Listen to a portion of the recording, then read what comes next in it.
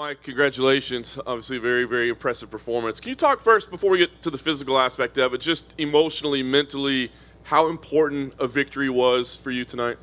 Dude, this was, first and foremost, I will say I was battling a lot of mental things today. This was my first win since April 2016, on top of the fact it's been a very tumultuous year for me. Just a lot of crazy stuff going on. So for me to be able to cap it off with a win, it was imperative, you know what I mean? And it's not just for my career, it was just for my quality of life, you know what I mean? I really needed this win on so many levels. My family needed it, my team needed it, and here I am. I get to sit before you guys a winner. It's good to be back. All week long, you talked about how good you felt. You looked a lot better, not trying to cut down. But talk about once you got in there, because you said, I'm not sure what it's going to feel like. It's a little concerning, I guess. I mean, what did the strength feel like, being in a bigger weight class, and then, of course, you not having that weight cut behind you? I know I made a few mistakes in the first round. He had a pretty tight armbar, but I will say there was a difference between, when I fought at 55 and I got caught in bad positions, I'd get a lot more frantic, whereas tonight I was able to really think my way through out of a lot of situations, and I knew I was right about one thing. I knew I'd be able to be a much more cerebral fighter in there, and I was able to make a lot of decisions on the fly. It just took me a round to adjust, but I've shown time and time again in my career, I get through the first round, and, I just pretty much take over from there. But I felt really good, man. And the crazy thing is my last two fights before this, they check our weights now before we fight. When I fought Kevin Lee, I was 186 pounds on fight night. When I fought Pettis, I was 185 pounds on fight night. Tonight, I was 188. So with that being said, I think the trend now is go up a weight class. No doubt. And afterwards, you said Neil Magny was the fight you won next. Why is that something that makes sense to you? It's not a stylistic thing. I'm here to be a champion. I'm not here to be just another guy on the roster. I'm here to be a world champion. I truly believe that I will have a 12-pound gold UFC belt around my waist, and I got to start at the bottom of the top 15. I haven't totally studied the landscape of the top 15 of welterweight like I do. I know lightweight like the back of my hand, but I'm assuming Neil Magny's in the bottom half of the top 15. Somewhere probably around 15, 14, 13. So I'm just looking to climb the ladder again. I'm here to be a contender. I think I showed that tonight. I know Carlos has been on a skid, but he's still a tough competitor, and I went out there and did something no one else has done. You haven't seen that in the UFC. I'm finally able to. I have a whole bag of tricks I haven't got to show. I've just showed everybody I got a rear naked choke. You know what I mean? And I got a whole bag of tricks I'm ready to showcase now. What's it feel like to beat up your hero?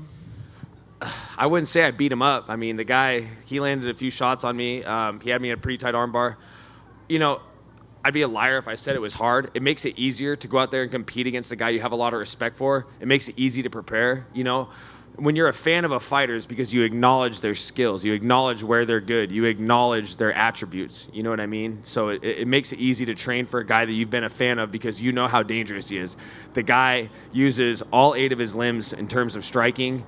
He's dangerous from his back. He throws a lot of elbows. I was pretty mindful of that tonight, almost too mindful. I think it kind of got me to make a few mistakes, me thinking that he was kind of winding up to throw some elbows from bottom.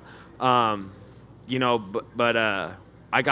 still have a ton of respect for the guy, man. I can't reiterate that enough. I'm not just some guy saying that because I'm fighting a guy. I'm in a lower generation than he is, so I'm not just some guy saying, oh, I have a ton of respect for him, because that's like the cliche thing to say, but I really mean it. You know what I mean?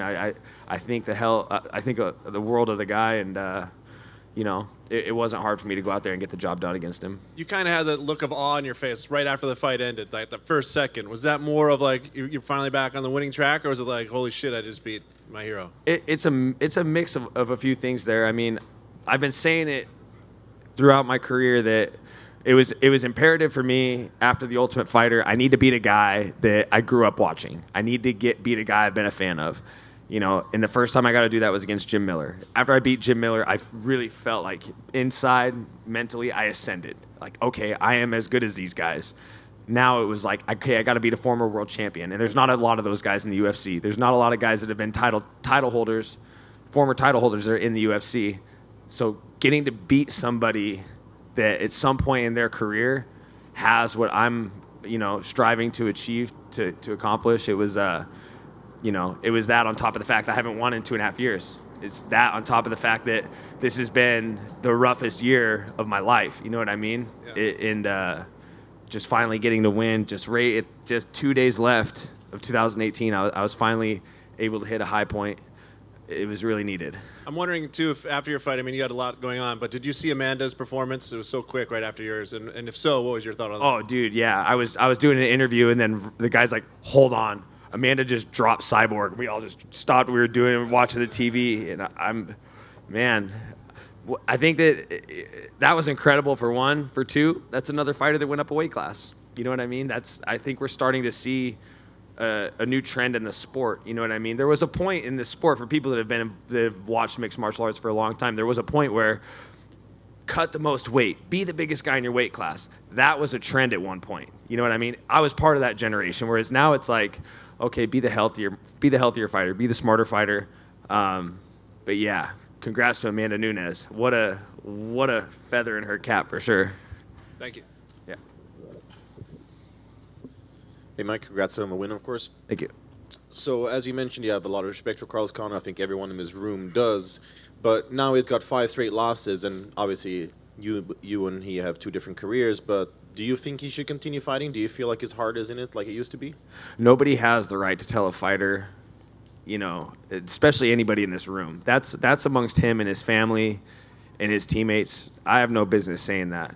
Carlos Condit still has a tool bag that he could go out and beat anybody on any given night. It just so happens he had to fight me tonight, and I was very, very well prepared. You know what I mean? This wasn't like he just went out and lost to some chump.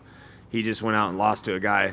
I mean, had I not had my mishap with Kevin Lee, I would have been fighting Tony Ferguson for the title. You know what I mean? I'm not some scrub.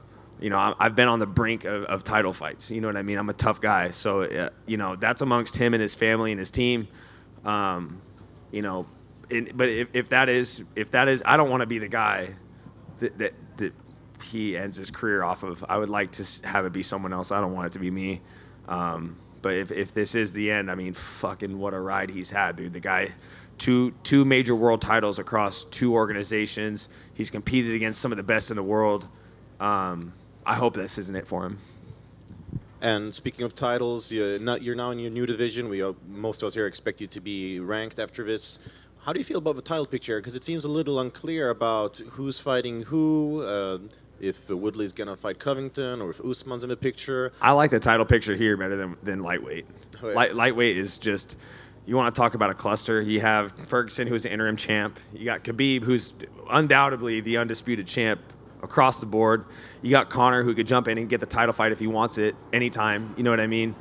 Dustin Poirier sitting in the fringes with, in my opinion, the guy has the best winning streak in the UFC right now in terms of the resume. I mean, Dustin Poirier's win streak is phenomenal.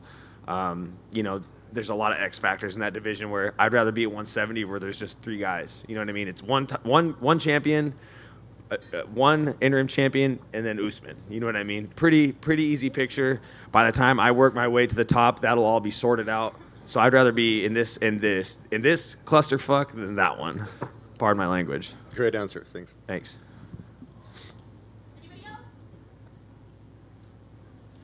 Hi, Mark. Hey, Mike. Hey.